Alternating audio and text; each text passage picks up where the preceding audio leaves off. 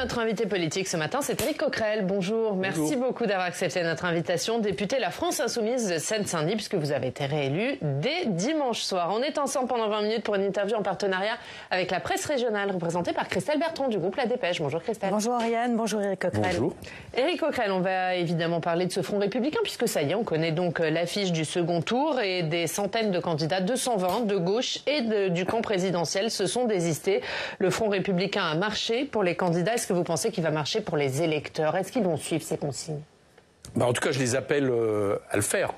Voilà. Il y a plus de 300 circonscriptions où nos électeurs vont pouvoir voter et faire élire un candidat qui appuie le programme du nouveau Front populaire.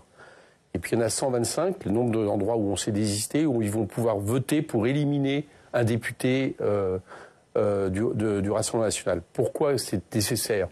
Parce que on est dans une bataille. Pour que le Rassemblement national n'ait pas la majorité absolue, il faut qu'à chaque fois que ça soit possible, ça soit un autre député. On sait que les députés de l'ex-majorité peuvent plus être majoritaires, c'est fini. Donc ce n'est pas, j'allais dire, il n'y a aucun danger à revoir un macronisme triomphant. Par contre, pouvez encore l'être, vous? Comment? Vous pouvez encore l'être, majoritaire? Vous pensez oui, on peut l'être. 303 endroits, où, si on rajoute aux 32 députés qui ont été élus au premier tour, oui, je pense que si nos électeurs se mobilisent dans ces endroits, dont plus de la moitié étaient des circonscriptions où nos candidats étaient en tête, mathématiquement, il y a de quoi passer. Et moi, je crois que je fais un appel là-dessus. Il y a une possibilité non seulement d'empêcher que le Rassemblement national ait la majorité absolue, ça c'est la première condition, mais il y a en plus une possibilité qu'on puisse changer les choses dans ce pays avec le programme Nouveau Populaire, qui est un programme qui se tient, qui est un programme d'égalité, un programme de fraternité, un programme de liberté. Mais comment vous allez convaincre vos électeurs de voter pour des gens de la majorité présidentielle, du camp présidentiel, puisque c'est ça le choix qui s'offre à eux dans les circonscriptions où vous êtes désistés, notamment des électeurs qui vous appelez à voter pour Elisabeth Borne, pour Gérald Darmanin, que vous avez fustigé pendant 5 ans. Pas le plus simple, Gérald Darmanin, ça je le conçois. Peut-être que déjà... Voteriez vous pour Gérald Darmanin si vous étiez à Tourcoing? Déjà, je m'adresse à eux, peut-être à ces candidats qui sont en position d'être au deuxième tour face à un RN.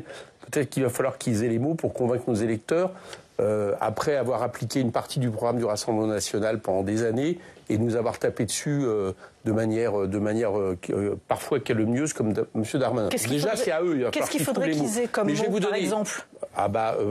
Peut-être quelques regrets, j'allais dire, sur ce qu'ils ont fait à la France pendant 7 ans. Vous avez des idées précises que ce soit imposer une réforme des retraites par la force, sans majorité à l'Assemblée, sans majorité dans la population, sans majorité avec les syndicats, que ce soit proposer des lois immigration qui incluaient la préférence nationale, qui était une façon de banaliser le RN, puisque c'est le cœur du programme du RN. Bon. Donc tout ça, il va peut-être trouver les mots. Mais moi, j'ai un autre argument, voilà, qui est un argument, j'allais dire, électoral. Il faut empêcher le Rassemblement national d'avoir la majorité absolue pour que nous, on puisse espérer l'avoir. Voilà, c'est tout simple.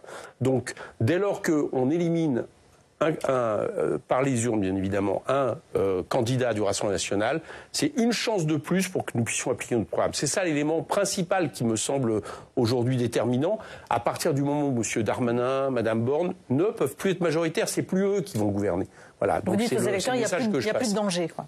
De leur côté, il n'y a plus de danger. Par contre, il y a un danger d'extrême droite dans ce pays, raciste, xénophobe, avec lesquels je fais quand même une différence. Par exemple, avec quelqu'un comme Mme Borne, je continue, pour ma part, à considérer qu'il y a des partis républicains, il y a un parti qui ne l'est pas.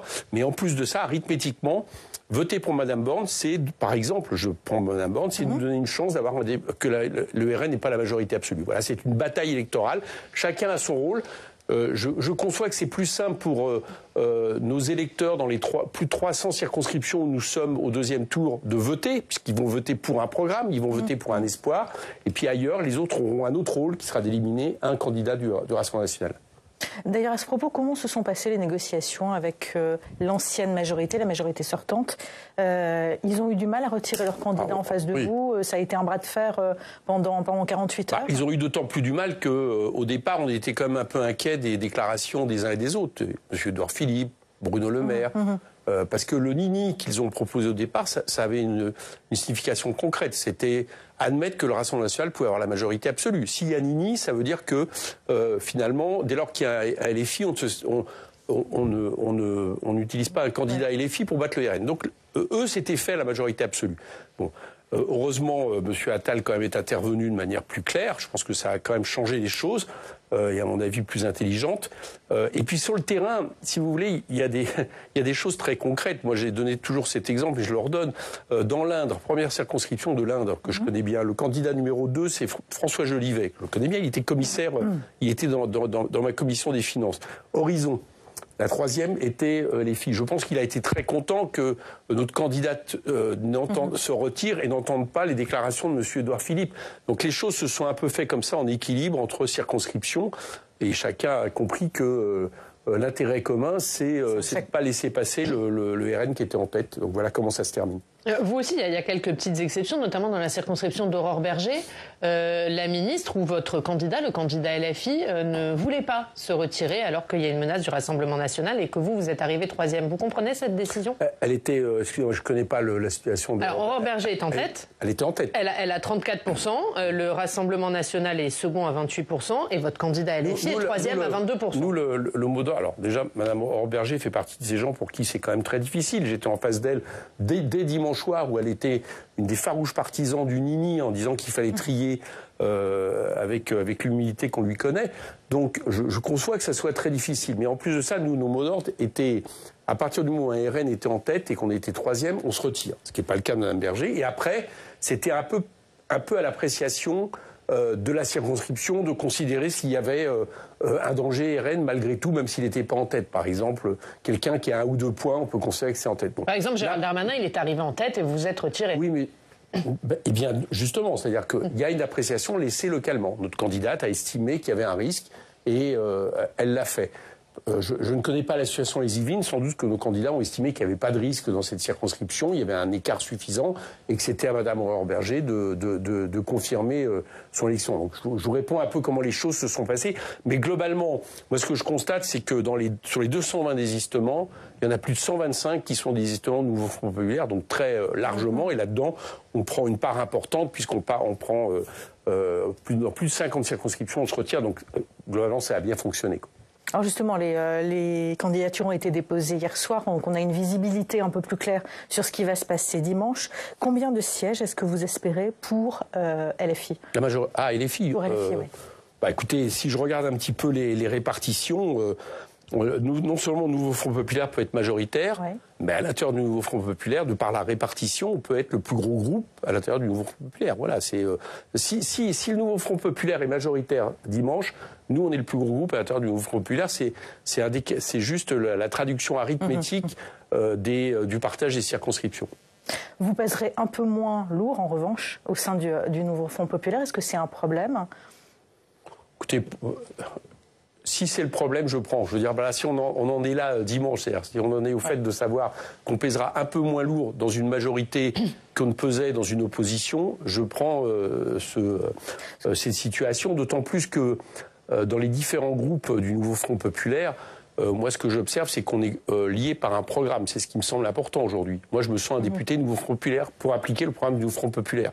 Voilà. Et qui pourrait être appliqué, parce que là, c'est un programme que vous avez fait en quelques heures. C'est un programme électoral, on va dire. Est-ce que c'est un programme qui tiendra sur le long terme, tant les divergences sont nombreuses sur plusieurs points? Non, justement, moi, j'ai toujours pensé qu'elles n'étaient pas si nombreuses que ça.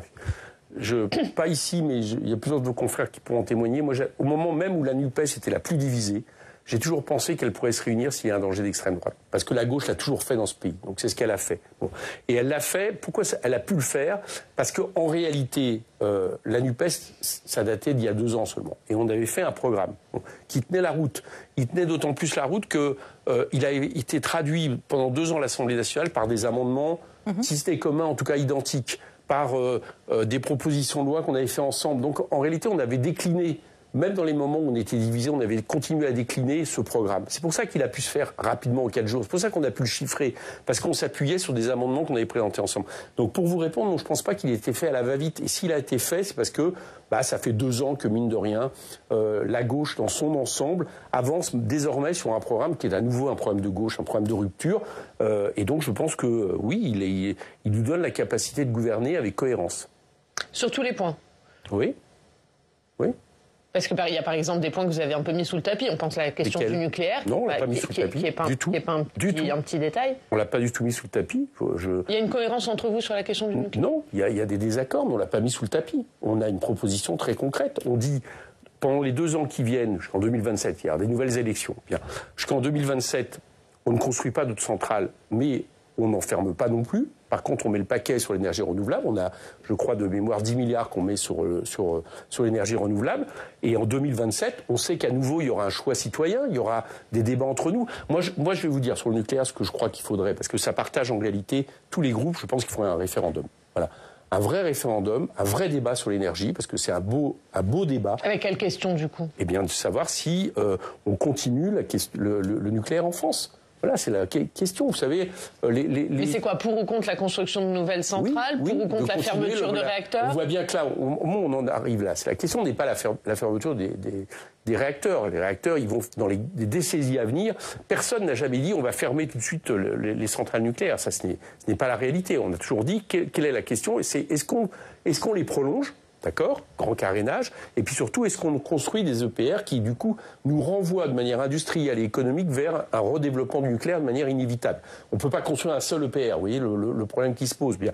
Donc ce débat-là, on peut l'avoir, ça serait un beau débat dans le pays. Moi, les plus beaux débats dans le pays que nous avons eus, c'est souvent lié à des référendums, le traité constitutionnel européen. Et je pense qu'à partir du moment où ça partage tous les groupes, le mieux, c'est de faire appel au peuple. Et je pense que ce serait une bonne manière de résoudre nos différences là-dessus. Il y a l'autre question, et ça concerne de près les Français, c'est aussi la question des impôts, puisque vous voulez taxer les plus riches. À partir de combien vous considérez qu'on est riche? C'est 4 000 euros, c'est 6 000 euros, c'est 8 000 euros? Non, c'est pas qu'on considère qu'on est riche. On a fait un seuil où, vous le savez, dans toutes les transformations fiscales que nous proposons, en dessous de 4 000 euros, soit vous n'êtes pas plus imposé, soit au contraire vous êtes moins imposé. Voilà, c'est ce que nous a proposé. Donc c'est 4 000 euros, vous êtes tous d'accord? Oui, là-dessus on est tous d'accord, en combinant une CSG progressive et un impôt sur le revenu qui sera plus progressif avec plusieurs tranches. Mais surtout, en réalité, ce que nous proposons, je le dis aux Français, c'est de faire l'inverse de ce qu'a fait le macronisme. En 7 ans, le macronisme a fait des cadeaux fiscaux comme jamais n'a été fait aux plus riches détenteurs de capitaux. Et nous, on propose que les revenus repartent vers le travail, soit par le partage de la valeur ajoutée, on augmente les salaires, soit par une fiscalité qui va avantager les revenus du travail, ou en tout cas arrêter de les pénaliser. Parce que le problème de fond, c'est que je ne vois pas pourquoi quelqu'un n'est pas imposé de la même manière sur son capital que sur le travail. Ça me semble une logique, et en plus, ça rapportera de l'argent à l'État. Christelle. Oui, alors je vais en revenir à de la politique, si vous me permettez. C'est aussi, mais de la politique plus politicienne, on va dire. C'est pas celle que je préfère. Je vous posais quand même la question du poids de LFI au sein du nouveau Front populaire, parce que beaucoup à gauche se sont interrogés sur la présence de Jean-Luc Mélenchon durant cette première partie de campagne. Ce matin, Raquel Garrido a des propos assez forts en disant maintenant il faut passer à l'après Jean-Luc Mélenchon. Première question, est-ce que vous êtes d'accord avec certains qui considèrent que Jean-Luc Mélenchon est intervenu dans le débat pour inciter ou décourager les électeurs socialistes ou écologistes d'aller voter? Alors, je vais vous répondre rapidement parce que je me méfie comme la peste de tout ce qui peut entraîner une polémique dans un moment où on doit être unis. Mais je vais vous répondre. Je pense que tous ceux qui ont fait l'erreur avant ce premier tour, nos candidats du Nouveau Front populaire, de taper sur Jean-Luc Mélenchon, de le critiquer, s'en sont mordus les doigts électoralement parlant. Voilà, regardez bien les résultats de ceux qui accèdent au deuxième tour mais dans des grandes difficultés ou ceux même qui ont été éliminés. Donc vous parlez des gens de chez vous, vous parlez de Raquel Garrido, d'Alexis Non, Corbière. pas du tout, je ne parle pas du tout des gens de chez moi. Je parle par exemple de M. Roussel qui malheureusement est battu par un candidat du RN, je dis bien malheureusement, mais n'empêche pour vous, c'est qu'il a parce quand même qu'il a été tapé un de ceux qui a le plus critiqué Jean-Luc Mélenchon et qui a plus critiqué en plus LFI et en plus en reprenant parfois les arguments de la droite. Et pour vous, c'est lié. Je remarque que François, et je le regrette, moi j'appelle les gens à voter pour François Ruffin, à l'élire député. Mais je remarque que je ne suis pas sûr que ça l'ait beaucoup aidé de critiquer Jean-Luc Mélenchon dans les derniers jours. Vous savez pourquoi? Parce qu'il reste des millions de personnes qui se sont déplacées aux urnes au premier tour et qui continuent à se reconnaître, non pas seulement dans Jean-Luc Mélenchon, mais dans le programme que nous portons. Si vous critiquez Jean-Luc Mélenchon, les gens comprennent très bien qu'en réalité, vous critiquez le programme de rupture que nous avons réussi à imposer à gauche, et dans ces cas-là, ils vous sanctionnent. Donc je pense que c'est ça la leçon. Donc pour vous répondre, je ne crois aucunement. Je pense que, et ceux qui s'y sont prêtés je vous dis, ont eu des soucis avec les électeurs. Je ne crois en aucunement quelqu'un qui se dit je ne suis pas d'accord avec la forme que peut prendre Jean-Luc Mélenchon ou tous les aspects du programme qu'il peut porter, etc., qui est quand même le programme du Mouvement populaire, du coup n'a pas été voté pour un candidat du Mouvement populaire. Je n'y crois pas. Voilà, je pense que ça, c'est une fiction. Vous ne pensez pas qu'un électeur socialiste puisse hésiter, ou un électeur macroniste d'ailleurs aujourd'hui, puisque la question se pose, puisse hésiter à mettre un bulletin dans l'urne quand il voit Jean-Luc Mélenchon, Rima Hassan à ses côtés dimanche soir? Il hésite peut-être, mais il vote. Parce qu'il voit la différence et qu'il sait qu'on a un programme, il regarde le programme. Vous savez, les électeurs de gauche, ils ont ça de particulier, comme je ne dis pas que les autres n'ont pas. Il se trouve que nous, on a fait l'effort de présenter un projet, un programme. Ils regardent aussi, c'est ça la grande tradition de la gauche. Pourquoi croyez-vous que nous ayons un des plus gros taux de participation à ces élections législatives depuis 81? Parce que comme en 81, on votait pour un programme commun. Les électeurs de gauche vont aller, c'est les sondages là qui le disent, sont plus nombreux à aller voter pour faire barrage au Rassemblement national, que les électeurs du centre. Est-ce que justement, c'est pas eux que vous effrayez en affichant cette image? Encore une fois, alors surtout en affichant. Peut-être qu'il faut s'interroger sur l'image que les médias affichent. C'est Jean-Luc Mélenchon qui se présente dimanche soir, quelques minutes après 20 heures. J'entends une petite musique. Regardez. D'accord, mais quand on répète sans arrêt dans les médias, j'étais tout à l'heure en maquillage, je regardais votre banc titre, est-ce que Jean-Luc Mélenchon effraie, etc. C'est pas seulement quelque chose d'objectif, c'est un message que l'on traduit. Et je pense que ce message a été là. C'est ce qu'on entend sur les marchés. Je pense que, écoutez, sur les marchés, sur les marchés, j'ai entendu plein de gens qui soutiennent Jean-Luc Mélenchon et les filles, et qui d'ailleurs l'ont tellement fait, c'est qu'aux européennes, par exemple dans mes circonscriptions, mais pas seulement, et qui concerne quand même des millions de Français, on était en tête. Mais encore une fois, ce que j'ai eu beaucoup, c'est que effectivement, il y a des fois des désaccords. Mais figurez-vous, il y a des fois d'autres désaccords. Par exemple, je ne suis pas sûr que tous nos candidats, tous nos électeurs et les filles qui étaient majoritaires aux européennes dans ces circonscriptions aient eu plein de bonheur pour voter pour François Hollande, qui représente quand même une gauche qui a failli, qui nous a donné Macron. N'empêche, ils l'ont fait, parce qu'ils ont considéré que même François Hollande, il était porteur du programme du Mouvement populaire. Mais il est plus discret aujourd'hui que les gens de Mélenchon. Vous le trouvez discret, vous, François Hollande? Ça dépend, ça dépend d'où on se place. Bon, donc, il n'a pas été forcément discret pour nous taper pendant des années là-dessus. Mais je vous donne cet exemple. Donc, je ne crois pas. Voilà, je vous réponds, je ne crois pas. Je crois que peut-être qu'à force de le répéter, à force de l'entendre dans les médias, ça a eu un effet. Je constate juste qu'électoralement, ça n'en a pas eu. C'est-à-dire qu'électoralement, y compris dans les circonscriptions rurales, je parlais avec, je dirais pas des noms, mais je parlais hier avec des députés qui avaient un peu ce genre de réaction, mais après on regardait, ils s'apercevaient qu'ils avaient eu un vote très important à gauche, numériquement très fort. Après, il y a des problèmes parce que le RN, lui aussi, est monté. Mais il y avait, par rapport à 2022, un score qui était plus important. Donc ça montre bien que, quelque part, non, les électeurs ne se sont pas... n'ont pas voté en se disant je ne vais pas voter parce que je vois trop Mélenchon. Par contre, il y a des millions qui ont voté en se disant je suis quand même rassuré que Jean-Luc Mélenchon soit toujours là et que le programme du Mouvement populaire s'inspire très largement du programme de LFI en 2022. Un mot, puisqu'il y a des duels qui seront fratricides pour la France insoumise, notamment pour Alexis Corbière et Daniel Simonet, qui ont face à eux des candidats investis par le nouveau Front populaire. Est-ce que vous les soutenez, Alexis Corbière et Daniel Simonet? Moi, ce que là-dessus, j'ai un mouvement qui a pris des décisions et je m'éloignerai pas de décisions qu'il a prises. Je vais vous dire le fond de ma pensée. Je pense, et j'en dirai pas plus, je pense qu'il y a une tradition à gauche qui veut que quand vous avez deux candidats de gauche au deuxième tour, le plus mal placé sortir. Voilà. Donc je pense que nous aurions pu l'appliquer. Moi, ce que je regarde donc, c'est-à-dire ceux soutenus par le Front populaire auraient dû se retirer. Ce que je regarde avant tout, c'est que dans ces circonscriptions-là, il n'y a aucun risque que nous n'ayons pas un candidat de gauche et qui se reconnaît dans le programme du Mouvement populaire. Donc déjà, pour moi, j'allais dire, c'est pas mon... Comprenez, c'est pas de ça dont j'ai envie de parler, parce que ce dont j'ai envie de parler, c'est tous les endroits où il va falloir battre l'extrême droite, voire parfois des macronistes pour pouvoir être majoritaire absolue. C'est ça qui me semble le plus important à dire. Mais si on se projette quand même dans l'après second tour, est-ce que ces candidats-là feront à nouveau partie du groupe LFI? En tout cas, une chose est sûre, c'est qu'ils se reconnaîtront dans notre programme. Et comme vous avez compris que pour l'instant, ce jour, on parlera après de ce qui se passe si ce n'est pas le cas, mais je compte que nous soyons majoritaires et que nous gouvernions le pays, je suppose qu'ils soutiendront ce programme à l'Assemblée nationale. Pour l'instant, c'est tout ce que je regarde. Mais plutôt hors du groupe LFI. Mais je ne sais pas.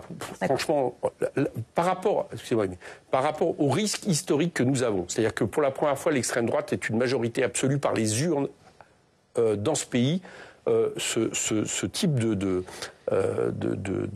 problématique me semble infinitésimale. Voilà. Alors, il y a quand même une question qui se pose sur la future Assemblée, c'est que faut-il faire si le Rassemblement national arrive en tête dimanche? Gabriel Attal, il appelle à une Assemblée nationale plurielle. Est-ce que vous pourriez participer à une coalition, vous?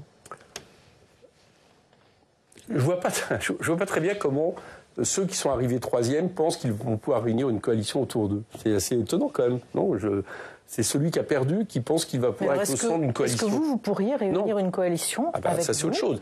Mais en appelant la majorité à travailler avec vous et dans quelles conditions? Alors, je doute que la majorité ait envie d'appliquer notre programme. Or, nous, c'est pour appliquer notre programme, parce qu'il y a une cohérence. Uniquement votre programme, c'est-à-dire vous appelez à une coalition, mais en restant sur vos fondamentaux. Oui, et je vais vous dire une chose, si on faisait autre chose, c'est-à-dire si demain on faisait une coalition qui applique, j'ai entendu parler par exemple de gouvernement technique et autres, alors que cette élection montre que les gens ont envie de politique, pas de technique, je pense que si on évite que le Rassemblement national soit majoritaire ce dimanche, c'est la meilleure manière pour que le Rassemblement national soit majoritaire en 2027. C'est-à-dire que la seule manière de battre le Rassemblement national, c'est d'avoir un projet réellement alternatif à la fois aux dégâts du néolibéralisme, aux dégâts du capitalisme financiarisé, aux dégâts de ce qu'on a vu avec le macronisme, et qui s'oppose au projet raciste du Rassemblement national. Si vous laissez penser que d'une certaine manière vous faites une coalition du système, qui bon an mal an, dont le seul finalement cadre qui le tient, ça serait l'opposition Rassemblement national, je vous assure que vous le rouvrez. Pardon, mais est-ce que c'est pas la logique du Front? Est-ce que c'est pas la logique du Front républicain? Est-ce que c'est pas ce que vous avez fait avec... Est-ce que moi je vous ai parlé de Front républicain? Oui, mais c'est ce que vous avez fait avec vos désistements. Vous êtes unis autour du barrage au Rassemblement national. Est-ce que moi je vous ai parlé de Front républicain. Je n'ai pas parlé de Front républicain, je vous ai parlé de nouveau Front populaire. D'accord? Le Front, la question... Quand vous désistez pour faire barrage au Rassemblement national, vous êtes unis par votre... J'ai dû très mal m'expliquer tout à l'heure, parce qu'aujourd'hui, le danger, c'est que le Rassemblement national soit majoritaire. Donc, à partir du moment où le danger, c'est que le Rassemblement national soit majoritaire, et qu'il n'y a plus aucun danger que la Macronie soit majoritaire, eh bien, je préfère faire en sorte qu'il y ait un candidat, un député de moins du Rassemblement national, qu'un député de moins de la Macronie quand c'est lui qui est en capacité de battre le Rassemblement national. C'est une question arithmétique. Se superpose, en plus, pour la plupart des députés de la Macronie, le fait que moi, je ne les mets pas dans le même sac en termes de principe. Malgré tout, il reste pour moi. Mais principalement, c'est une question arithmétique. Pour que nous puissions gagner, il faut qu'il y ait le moins possible de députés du Rassemblement national. Voilà pourquoi. Mais c'est pas, comment vous dire. Il y a d'un côté, on élimine des députés, et de l'autre côté, on construit une alternative. Voilà, c'est pour ça que je vous disais tout à l'heure, dans 125 endroits, ça va être le rôle des électeurs, ça va être d'éliminer le Rassemblement national, et dans plus de 300, ça va être de donner la majorité. Est-ce que vous n'êtes pas en train de faire, en disant notre programme et rien d'autre, ce que vous avez reproché pendant 7 ans à Emmanuel Macron, c'est-à-dire d'en rester à son programme et ne jamais tendre la main à des propositions qui seraient issues de la gauche? Mais est-ce que j'ai reproché... Alors, on verra bien si on est... C'est pour ça que, pour l'instant, c'est de la fiction. Pour l'instant, on peut être majorité absolue. Donc on verra bien ce qui se passera lundi. Si, par exemple, c'est pas la même chose si la gauche a une majorité relative très importante. D'accord? Elle sera dans ces cas-là dans une capacité, je pense, à appliquer la plupart de son programme. Et on verra bien ce que font les macronistes par rapport à ça. Bon. Mais moi, ce que j'ai reproché au macronisme pendant 2 ans, c'est pas tant d'avoir essayé d'appliquer leur programme. Ça, quelque part, je trouve normal que Emmanuel Macron ait tenté d'appliquer son programme. C'est qu'à chaque fois qu'il voyait qu'il y avait un refus dans le pays, un refus à l'Assemblée nationale, ça a été de passer en force sur tous les aspects de son programme. Ça, oui, je le reproche. Et ça, je pense qu'on peut faire autrement. Mais c'est pas la cohérence de son... Je ne lui reproche pas d'avoir essayé d'appliquer la cohérence. Je lui reproche d'avoir passé en force sur la réforme des retraites, d'avoir passé en forme sur les différents budgets sans même essayer, d'une manière ou d'une autre, de trouver des compromis avec l'Assemblée. Ça, oui, c'est un reproche. Et une dernière question. Oui, un gouvernement d'union nationale, comme c'est évoqué aussi ces derniers jours, vous diriez non, ça a déjà existé, avec des communistes en son sein, en 1946, qui ont obtenu de vraies avancées à l'époque. Excusez-moi, on n'est pas tout à fait à la même situation. Parce que au moment du Conseil national de la résistance, on a un programme de gauche, voire un programme révolutionnaire qui nationalise... Avec des gens de droite. Voilà, bon, la sécurité sociale. Oui, mais les gens de droite, ils soutiennent un programme de gauche, d'accord? Si demain, nous avons une majorité relative et qu'il y a des gens du centre et autres qui ont envie de soutenir un programme de gauche qui est le nôtre, dans son ensemble, moi je dis OK, banco. Mais c'est pour ça que la comparaison, elle est compliquée. Je n'ai pas entendu dans les propos de M. Attal, pour tout vous dire, quelque chose qui signifie ça. Au contraire, il dit... Le retrait de l'assurance chômage, ça ne suffit pas, quoi. Comment? Le retrait de l'assurance chômage. chômage, de la non, réforme de parce qu'en même temps, il dit par exemple pas touche aux impôts. Ça veut dire en réalité pas touche aux cadeaux fiscaux qu'on a fait aux plus riches, qui est le cœur du macronisme. Vous comprendrez que ça, c'est quand même compliqué d'imaginer qu'on gouverne ensemble. Merci Éric Coquerel. Merci.